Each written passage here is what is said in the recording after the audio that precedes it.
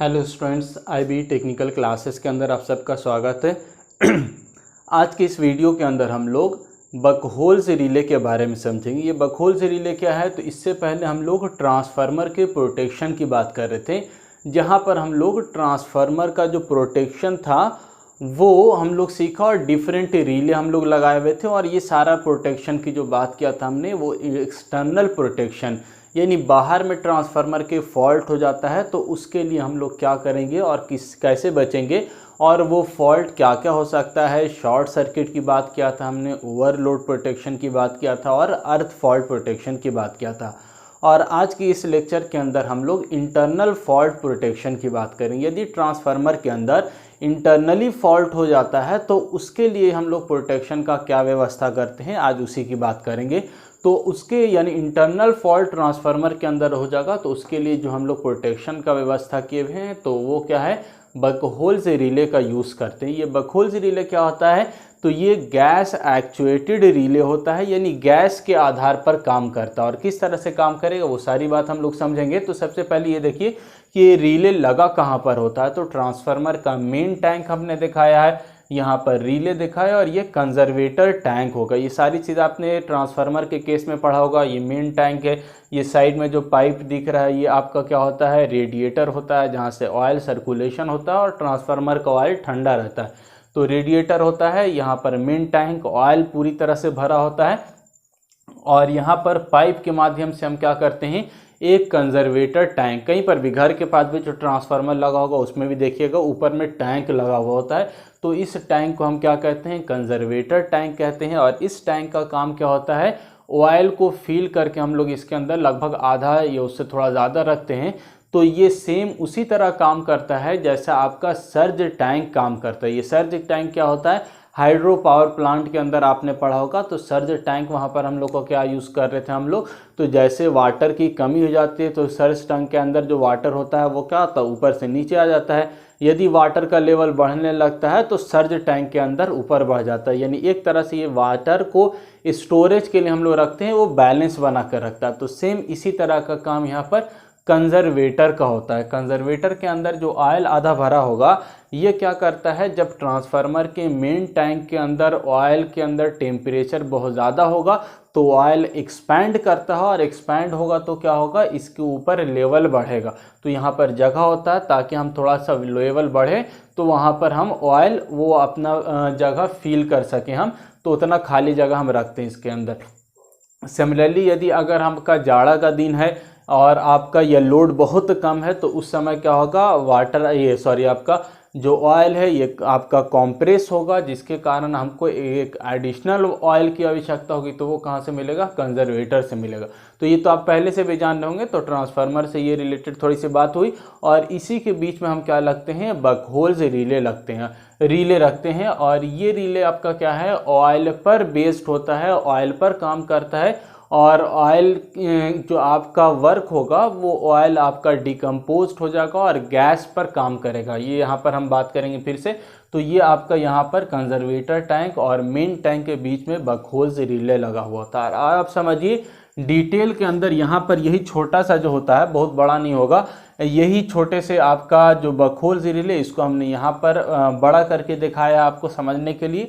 और यहाँ पर देखिए बहुत आसानी से आपको ये सारी चीज़ समझ में आएगी कि ये किस तरह से काम करता है, कंस्ट्रक्शन और क्या क्या इक्विपमेंट इसमें लगा होता है। तो अब ये सबसे पहले तो ये जानिए, जो बकहोल्स रिले है, इससे पहले भी अभी हम बोला कि ये गैस एक्चुएटेड रिले है। यानी ये जब काम करेगा, यानी गैस के आधार पर, गैस इसके अंदर हम डालेंगे और गैस के आधार पर ये गैस के कारण काम करेगा। और गैस आपको कहाँ से मिला, गैस तो है नहीं यहाँ पर, तो ऑयल फिल है, पूरा ऑयल भरा हुआ होगा। ट्रांसफार्मर जो पूरा भरा होता है वो ऑयल से भरा होता है। कंजर्वेटर टैंक के अंदर भी ऑयल, तो बीच में भी क्या है, आपका ट्रांसफार्मर ऑयल भरा हुआ है। तो गैस कहाँ से आएगा, तो गैस आपका कहाँ से आएगा, तो आपका जो मेन ट्रांसफार्मर टैंक है, इस टैंक के अंदर यदि कोई फॉल्ट हो जाता है, यदि आपका हीट जनरेट हो रहा है, तो उस स्थिति में जो ऑयल होगा इसका डीकम्पोजिशन होता है। यानी ऑयल आपका ब्रेक करेगा, टूटेगा और गैस के अंदर कन्वर्ट हो जाएगा, जिसको हम लोग डीकम्पोजिशन कहते हैं। और जो गैस प्रोड्यूस होता है उसमें मेनली तौर से हाइड्रोजन होता है, लगभग 70%, जो लाइट इन वेट होता है, हल्का होता है। ठीक है, तो ऑयल के कारण, ऑयल का जब डिकम्पोजिशन होगा किसी फॉल्ट के कारण, हीट के कारण, तो ऑयल आपका क्या हो जाएगा, गैस के अंदर बदल जाएगा और इसी गैस के कारण आपका ये वाला रिले ऑपरेट होगा। इसीलिए हम इसको क्या बोलते हैं, गैस एक्चुएटेड रिले, यानी गैस के कारण ये ऑपरेट होगा, एक्शन में आएगा, इसीलिए गैस एक्चुएटेड रिले कहते हैं। और गैस कहाँ से प्रोड्यूस हो रहा है, तो फॉल्ट के कारण आपका ट्रांसफार्मर ऑयल डीकम्पोज हो जाता है, टूट जाता है, ब्रेक हो जाता है, केमिकल उसका रिएक्शन हो जाता है, जिसके कारण हमको गैस उसके अंदर प्रोड्यूस होता है। तो अब देखिए यहाँ पर हम लोग क्या दिखाए हुए हैं, फ्रॉम ट्रांसफार्मर टैंक, यानी ये ट्रांसफार्मर से जो आ रहा है वो वाला पोर्शन दिखा है। तो ये ट्रांसफार्मर ऑयल से जब हमारे पास क्या होगा, आपका जब फॉल्ट हो गया, कोई माइनर फॉल्ट हुआ, दो तरह का फॉल्ट हो सकता है इंटरनल ट्रांसफार्मर के अंदर भी, दो तरह का ऑप्शन होगा, या तो आपका माइनर फॉल्ट होगा या मेजर फॉल्ट होगा। माइनर मतलब थोड़ा बहुत हल्का फुल्का कहीं से करंट लीकेज हो रहा है जिसकी वजह से कुछ थोड़ा बहुत हीट प्रोड्यूस हो रहा है, ऑयल के अंदर हल्का फुल्का डीकम्पोजिशन हो रहा है। और मेजर फॉल्ट का मतलब हेवी शॉर्ट सर्किट हो रहा है, आपका जो डिफरेंट फेज है ये आपस में टकरा रहा है और बहुत ज़्यादा हीट प्रोड्यूस हो रहा है और वहाँ पर शॉर्ट सर्किट हो रहा है। तो माइनर फॉल्ट भी हो सकता है और मेजर फॉल्ट भी ट्रांसफार्मर के अंदर होता है। तो दोनों केस में ये रिले ऑपरेट करेगा, लेकिन उसका ऑपरेशन का एक्शन जो होगा वो अलग अलग होगा, मेजर के लिए अलग, माइनर फॉल्ट के लिए अलग। तो पहले माइनर फॉल्ट समझिए, यदि ट्रांसफार्मर के इंटरनल माइनर फॉल्ट होता है, यानी थोड़ा बहुत आपका क्या हो रहा है, डीकम्पोजिशन हो रहा है, थोड़ा बहुत गैस प्रोड्यूस हो रहा है, तो उस स्थिति में जो गैस यहाँ से आएगा ये यहाँ पर स्ट्राइक नहीं करेगा, ये गैस का जो बबल्स होगा ये आपका धीरे धीरे क्या हो जाएगा, ये ऊपर की तरफ जाएगा और ऊपर जाकर क्या हो जाएगा, यहाँ पर जमा होने लगेगा। क्योंकि गैस हल्का है तो वो क्या होगा, ऊपर चला जाएगा और ऊपर जाकर यहाँ पर गैस आपका बबल्स जमा होने लगेगा। ठीक है, तो गैस यहाँ पर फिल हो गया तो ऑयल का लेवल थोड़ा घटेगा, यहाँ पर ऑयल हटेगा अपनी जगह से। तो ऑयल के लिए तो जगह कंजर्वेटर टैंक में है ही, कंजर्वेटर टैंक में ऊपर नीचे हो सकता है। तो ये गैस जो, चूंकि इस ये आपका क्या है, माइनर फॉल्ट हुआ और जो गैस आ रहा था उसका प्रेशर बहुत हाई नहीं था, इसीलिए गैस निकल कर क्या होगा, धीरे धीरे धीरे धीरे करके ऊपर जमा हो गया। और ऊपर जमा होने के कारण अब देखिए यहाँ पर एक हम लोग क्या लगाए हुए हैं, फ्लोट लगाए हुए होते हैं। ठीक है, ये फ्लोट क्या होता है, आपने देखा होगा घर के अंदर टॉयलेट के अंदर भी एक छोटा सा वाटर का आपका टैंक टाइप का रहता है, वो फ्लश यानी आप मारते हैं तो आपका वाटर बाहर उधर टॉयलेट के अंदर चला जाता है। तो वहाँ पर आप देखिएगा अंदर में एक हम लोग फ्लोट टाइप का वाटर रहते हैं, तो वो लेवल इंटरनल में कैसे काम करता है, इसी फ्लोटिंग के वजह से। ठीक है, वाटर आप फ्लश दाबा तो नीचे चला गया, पानी जैसे जैसे भरता है तो फ्लोट ऊपर चला जाता है, तो और जैसे ऊपर चला जाता है तो वो क्या कर देता है, उसका जो पाइप होता है उसके क्लोज कर देता है। ठीक है, तो ये फ्लोट का मतलब पानी पर तैरने वाला कोई चीज़ है। ठीक है, यहाँ पर इतना समझ लीजिए।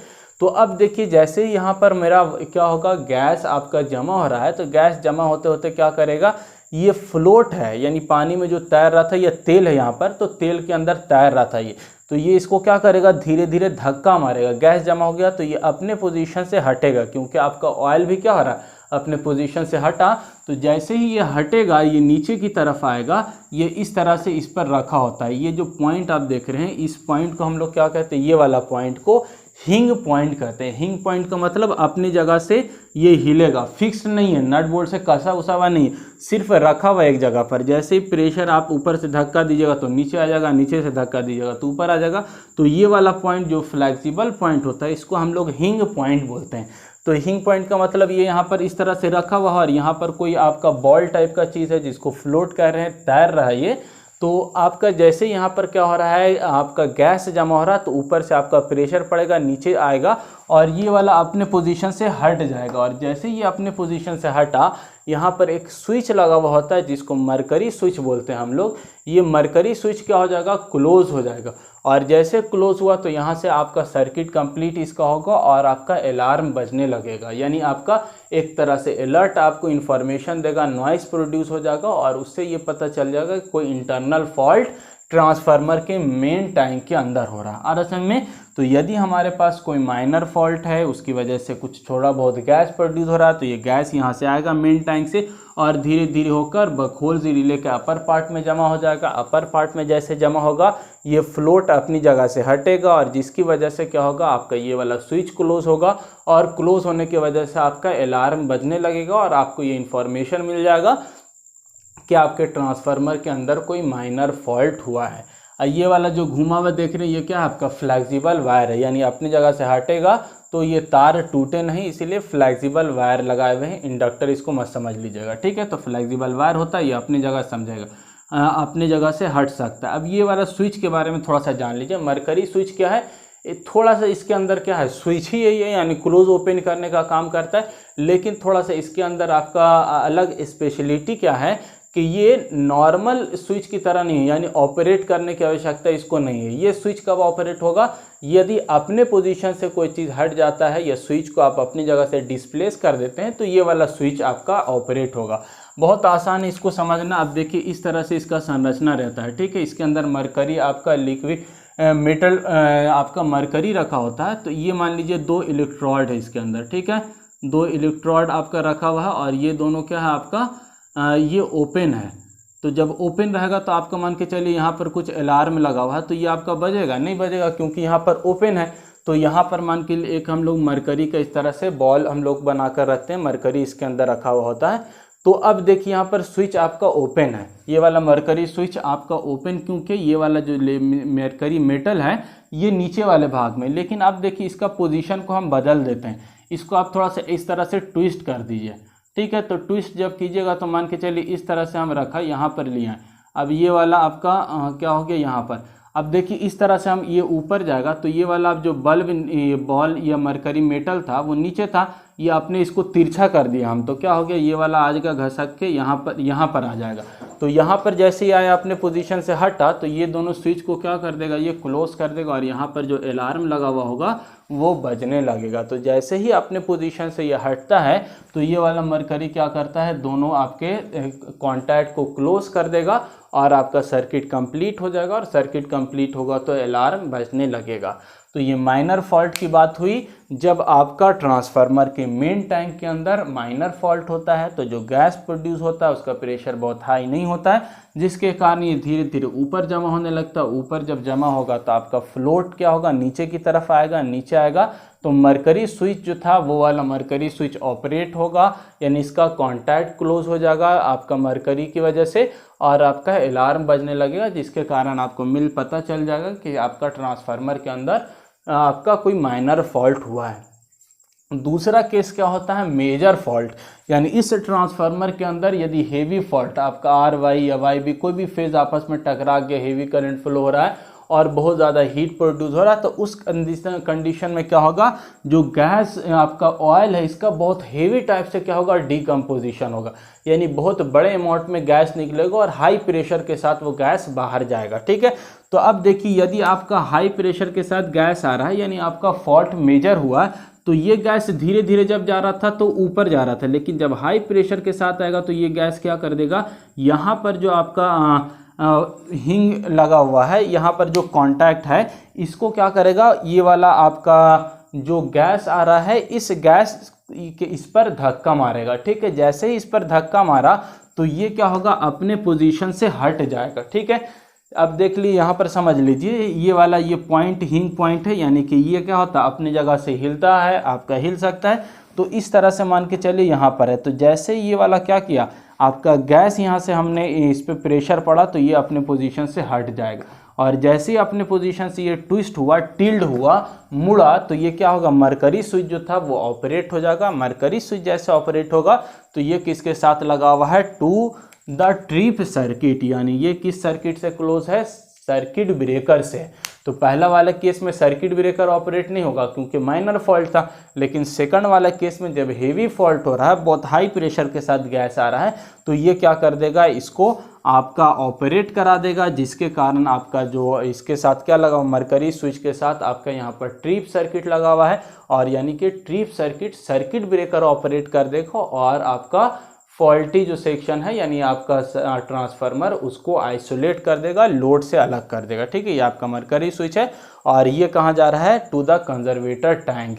और ये जो हाई प्रेशर के साथ जा रहा है वो कहाँ जाना चाहेगा, वो ऊपर नहीं जाना चाहेगा। क्यों नहीं जाना चाहेगा, क्योंकि प्रेशर बहुत हाई है, तो ये कहाँ, कंजर्वेटर टैंक की तरफ जाना चाहेगा, और कंजर्वेटर टैंक की भी तो जगह ऊपर, तो यहाँ पर क्या होगा, ये कंजर्वेटर टैंक की तरफ जाना चाहेगा, जिसकी वजह से क्या हो जाएगा, आपका ये वाला यानी आपका जो ट्रिप सर्किट है वो ऑपरेट होगा। ठीक है, इसके अलावा आपका ऊपर में रिलीज कॉइल है, यानी आपका जब गैस जमा हो गया कुछ यहाँ पर, तो वो हम जमा नहीं रखेंगे क्योंकि अलार्म मान के चलिए बज गया, तो अब तो हमको पता चल गया, तो अब हम क्या करेंगे, जो फॉल्ट हो रहा है उसको सही कर लेंगे और उसके बाद जो गैस जमा हो गया था इसको बाहर रिलीज कर देंगे। ठीक है, तो ये रिलीज कॉक है, यानी यहाँ से जो गैस जमा हो गया ये गैस हम निकाल देंगे। जैसे गैस यहाँ से निकाल देगा तो जो ऑयल नीचे था वो क्या हो जाएगा, फिर से भर जाएगा और आपका पहले की तरह नॉर्मल काम करने लगेगा। और नीचे एक कॉक, यानी आपको ऑयल को चेंज करना है या टेस्ट करना है ऑयल के आपका जो डाइलेक्ट्रिक स्ट्रेंथ है वो सही है या नहीं है, तो इस तरह की कोई चीज़ चेक करना है तो आप टेस्ट कॉक है यहाँ पर, यहाँ से निकाल कर